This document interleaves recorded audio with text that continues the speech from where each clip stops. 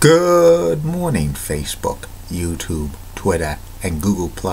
This is Rich again, back for your first video blog of the day for Monday, May 9th, 2016, around 6:26 in the morning, Billerica, Massachusetts. Going to be a sunny day out, highs in the mid-60s.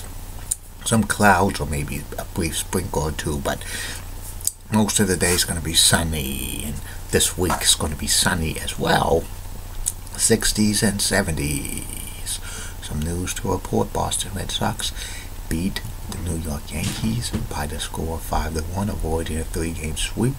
Big Poppy David Ortiz had 2 home runs. That's good. The Red Sox come home to Fenway Park to play a series against the A's today. And also, the Oklahoma City Thunder beat the San Antonio Spurs by a score of 111-97, evening that series at 2 games apiece. Series gets back to San Antonio for Game 5, and it's Happy Europe Day. And that's about it on the news. My first video blog subject of the day is the continuation of the top 100 greatest professional wrestlers of all time. Now I've reached from number 30 to number 21, and here they are. Number 30 on this list of the greatest professional wrestlers of all time, the man they call Vader. Vader was one of the biggest super heavyweights in professional wrestling history. He had so much success in Japan, and then he was a multiple-time WCW World Champion. He was famous for the Beta Bomb, and he was one of the most vicious heels of all time. When he went to the WWE, his stock fell down, and he still wrestles from time to time. It's Vader time. Number 29 on this list of the greatest professional wrestlers of all time, Masahiro Chono. Masahiro Chono was a legendary wrestler in Japan. He was NWA World Champion in 1992, and he was famous in America for being part of NWO Japan. And he comes in at number 29. Number 28 on this list of the greatest professional wrestlers of all time, Ricky the Dragon Steamboat. Ricky the Dragon Steamboat had an 18-year career in the world of sports entertainment. He won many regional titles in Mid-Atlantic and Florida. He was known as the Dragon in WWE, having legendary feud with Macho Man Randy Savage over the Intercontinental title, former NWA World Champion, having legendary feud with the Nature Boy Ric Flair. That's a future video blog subject. Their long-running feuds, which they had some of the best matches in professional wrestling history, in my humble opinion. And then won the U.S. title. He feuded with Stone Cold Steve Austin when he was stunning, and he suffered a neck injury that ended his career, a back injury. He made a comeback in 2009 to face off against Chris Jericho, and he's a WWE Hall of Famer.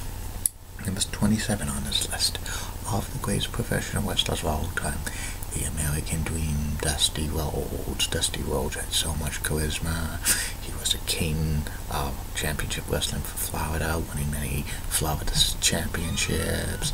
And then he went to the WWE, feuded with superstar Billy Graham. He's known for going to Mid-Atlantic Championship Wrestling, Jim Crockett Promotions being the booker, and pushing himself to the moon in that promotion. He actually ran that promotion down to the ground because of his booking style with the Dusty finish. He went to the WWE and back in 1989 with Polka Dots. He didn't like that gimmick, but he got it over. Then he went back to WCW as a booker.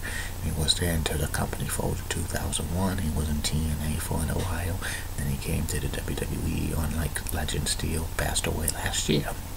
Number 26 on this list of the greatest professional wrestlers of all time, the man they call Sting. Sting had a long and illustrious career in the world of sports entertainment. He was known for starting off in Memphis with a wrestler teamed with The Rock. They were the Blade Runners, kind of a rip-off of the Legion of Doom, the Road Warriors. Then went to UWF, Mid-South, and then became a beloved babyface, and then they were bought by Jim Crockett Promotions, and Sting became the most over babyface in that territory, feuding with Ric Flair and others, He won multiple WCW World Championships, multiple US Championships, and TV title, World Tag Team titles. He changed his character from a bleached blonde surfer to a long hair wrestler who mimicked the Crow, and that was one of the most over like characters in WCW history, having a long-running feud with Hulk Hogan, which half the feud was kind of Sting stalking Hulk Hogan. A lot of people really thought that feud, to build up that feud, was amazing. He is WWE Hall of Famer. Number 25 on this list of the greatest professional wrestlers of all time, the Great Muta. The Great Muta is the kayfabe son of the Great Kabuki. They're no way related in any shape or form. The Great Muta was a legendary wrestler in Japan. He had some success in the United States in WCW, and he was one of the only wrestlers never to step foot in the WWE ring. Number 24 on this list of the greatest professional wrestlers of all time, Andre the Giant. Andre the Giant wrestled from territory to territory to territory as a kind of an attraction, being billed as undefeated. He didn't need a title because he was so over. His bookings were controlled by Vince McMahon Sr., and when Andre went to a territory, usually that territory would give Vince McMahon maybe the top heel to have a feud with Bruno Sammartino or Bob Backlund over the WWE title. Andre the Giant was real popular, having legendary feuds with Blackjack Mulligan, Ernie Ladd, Big John Studd, Hulk Hogan towards the end of his career, when Vince McMahon bought the WWE from his father. He basically exclusively had Andre the Giant in his promotion. Andre the Giant turned heel and feuded with Hulk Hogan over the WWE title, and Andre the Giant broke down towards the latter half of his life. He passed away in 1993.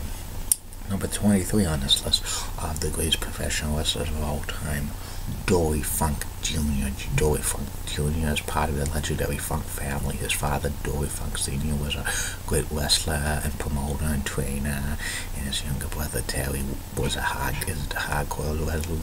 Dory Funk Jr. was a great mat technician. He held the NWA World title for 4 years.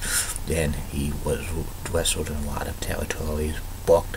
He's known for being a trainer. He had a Funk Dojo, which that helped with the WWE, and he was in Man's Store training many WWE superstars, and he's a WWE Hall of Fame in 2009.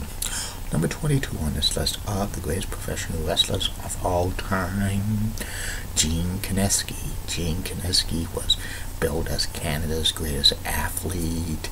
He was a long-time NWA World Champion, probably one of the most successful NWA heel World Champions since Nature Boy Buddy Rogers in the early 60s.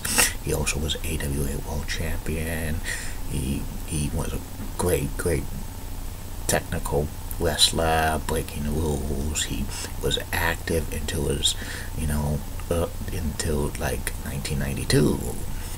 And number 21 on this list of the greatest professional wrestlers of all time, Bob Backlund. Bob Backlund was one of the most, the All-American Boy, one of the most over baby faces for many years. Even though he had a bland style, he was a great technical wrestler. He held the WWE title for 6 years. He was awesome. Legendary feuds with superstar Billy Graham and Pat Patterson and so many others. And he dropped the belt to the Iron Sheik when his manager, Otto Scott, threw in the towel.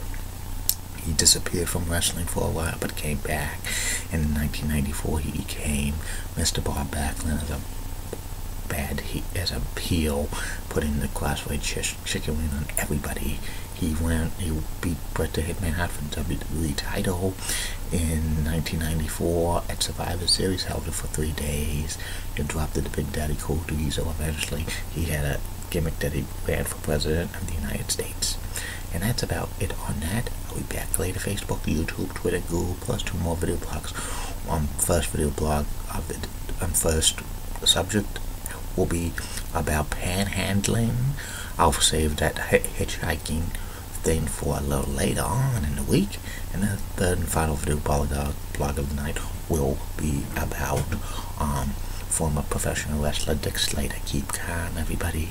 I'm a Julie Bennett guy. Molly Rosenblatt of WCCO rocks and has nice legs. Elizabeth Hotso, so stunning, she's the best. Amy Swansea rocks. And in the words of Dee Patel last week, no bye-bye.